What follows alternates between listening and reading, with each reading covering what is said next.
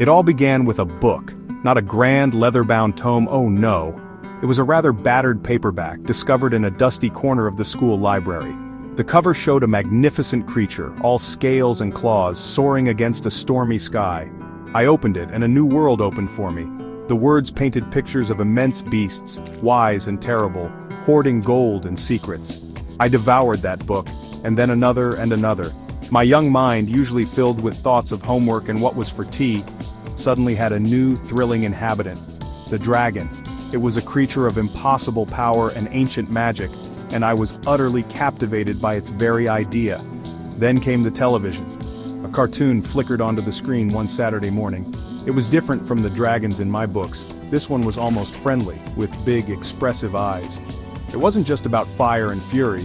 It showed a different side, a possibility of connection. This combination, the awe-inspiring terror from the pages and the potential for understanding from the screen, lit a fire in my imagination. Dragons became more than just mythical creatures. They became a lens through which I started to see everything. This spark, ignited by a simple book and a fleeting cartoon, grew into a steady flame. It taught me that stories held immense power, the power to transport, to transform, and to make you believe in things you couldn't see. It wasn't long before I started to wonder, why dragons? Why were these magnificent scaly beasts everywhere I looked in stories? It wasn't just in my books from England. I found them in tales from China, with long serpentine bodies and wise faces. I heard of them from Viking sagas, fierce and hoarding gold. It seemed every corner of the world had its own dragon, its own legend. This was a puzzle, a wonderful, exciting puzzle. How could so many different people, separated by vast oceans and towering mountains, all dream up such similar creatures? It was as if the idea of the dragon was whispered on the wind, carried across continents. Anthropologists, the clever people who study human cultures, have theories, of course. Some say it's our ancient human brain. Perhaps our ancestors found dinosaur bones huge and mysterious and wove stories to explain them. Imagine finding a giant skull, with teeth like daggers. You'd surely think of a fearsome beast. Others suggest that dragons are a combination of all the things that naturally scared early humans. The stealth of a snake, the power of a crocodile, the talons of a bird of prey, all rolled into one terrifying, awe-inspiring package. My obsession wasn't a quiet, studious thing. Oh no, it was an active, all-consuming passion. My bedroom slowly transformed into a dragon's lair. Posters of dragons, fierce and noble, adorned the walls. Bookshelves overflowed with stories of dragon riders and dragon slayers.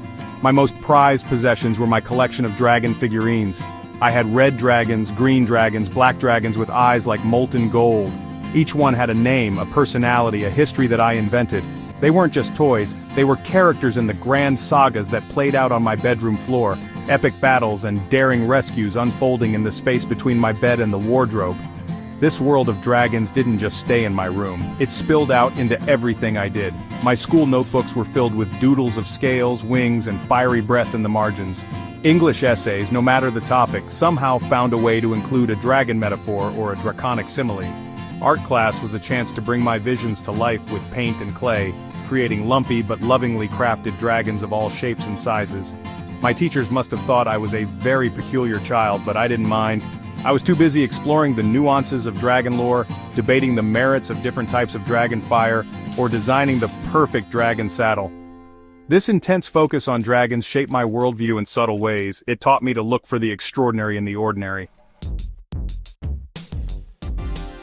One of the most bewildering and exciting things about dragons was how different they all were. There wasn't just one kind of dragon, oh no, it was a glorious, confusing muddle of scales, wings, legs, and abilities. Trying to create a proper dragon taxonomy like scientists do for real animals was a favorite pastime of mine. I'd draw charts listing features, number of legs, 4, 2, or none, type of breath, fire, ice, acid, presence of wings, and what kind. It was a never-ending project because every new story, every new picture, seemed to introduce a variation I hadn't considered before. It was wonderfully frustrating. The biggest difference I soon learned was between Eastern and Western dragons. The dragons from European stories, the ones I first met, were often thick-bodied, four-legged, winged creatures. They hoarded gold, kidnapped princesses, and were generally a menace to be vanquished by a brave knight. They were symbols of power, yes, but often a destructive, greedy kind of power. Think of Smaug from The Hobbit, a perfect example of this fearsome, treasure-loving beast. These dragons were magnificent, terrifying, and often quite lonely in their mountain lairs, surrounded by riches, but little else. Then there were the Eastern dragons, particularly from China and Japan. These were entirely different creatures. They were usually long and serpentine, like graceful, wise snakes with legs. They often had no wings but could fly through magic. They weren't typically evil. Section 5. When Dragons Became Friends. Hiccup, Toothless, and me. For a long time, the dragons in stories were mostly adversaries. They were challenges to be overcome, monsters to be slain.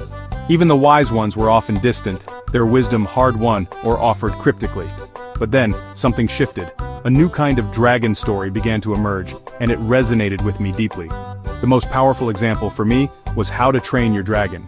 Suddenly, here was a story where the main goal wasn't to kill the dragon, but to understand it, to befriend it. This was a revelation. It felt like the stories were finally catching up with what I had always hoped for in my heart. Hiccup, the small Viking boy who didn't quite fit in, felt very familiar. And Toothless, the supposedly fearsome night fury, wasn't just a monster. He was injured, intelligent, and capable of deep affection. Their relationship, built on trust and mutual respect, was incredibly moving. It showed that even the most feared creatures could have a hidden side, a vulnerability. It suggested that communication and empathy could bridge even the widest of divides, even the divide between a boy and a dragon. This idea that understanding could conquer fear was a powerful message, and it struck a chord that vibrated through my entire being. You might think that a childhood obsession with dragons would fade with age, that school exams, first jobs, and the complexities of adult life would banish those scaly beasts from my mind. But that's not quite how it happened. The dragons didn't disappear. Instead, they just changed their shape a little, their roars softening into whispers that still echo in my thoughts and actions. The direct, all-consuming passion of youth has matured, but its influence remains, a subtle undercurrent in the river of my adult life, guiding me in unexpected ways. One of the most significant ways this early fascination continues to shape me is through creativity. Dragons, even in our modern, science-driven world, haven't lost their symbolic power. They may not soar through our skies in a literal sense, more's the pity, but they still fly high in the landscape of our collective unconscious. They represent so many potent ideas, and these ideas continue to resonate. Think about it. What does a dragon make you feel? For many, it's power. Immense, untamed, primal power.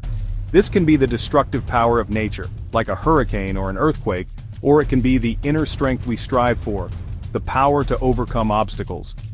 In many cultures, especially in the East, dragons remain symbols of wisdom and good fortune. They are seen as protectors, guardians of sacred places, or bringers of life-giving rain. There can be a tendency, as we grow older, to look back on our childhood obsessions with a kind of gentle embarrassment. We might dismiss them as silly, childish phases, things to be outgrown and left behind. My intense love for dragons could easily fall into that category. Did I really spend all those hours drawing scales and memorizing dragon types? Yes, I absolutely did. And for a while, perhaps, I thought it was something to be tucked away, a quirky part of my past that didn't quite fit with my adult self. But I've come to realize that this is the wrong way to think about it. These early passions, no matter how fantastical, are not just fleeting fancies. They are the building blocks of who we become.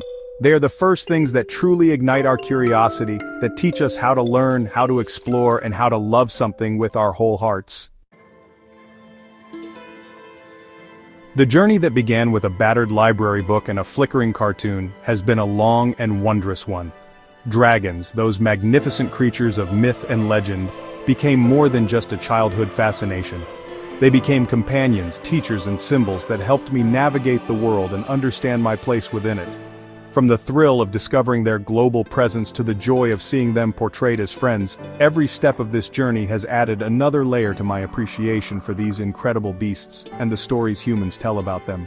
The anthropological mystery of their widespread cultural representation still fills me with awe. It speaks to a deep, shared human need to grapple with concepts of power, wisdom, chaos, and the unknown. Dragons are a mirror, reflecting our fears, our hopes, and our boundless imagination. My personal obsession with its drawings, figurines, and endless internal monologues about dragon lore was my own way of engaging with these profound themes, of making sense of a world that often felt too big and too complicated for a small person to comprehend.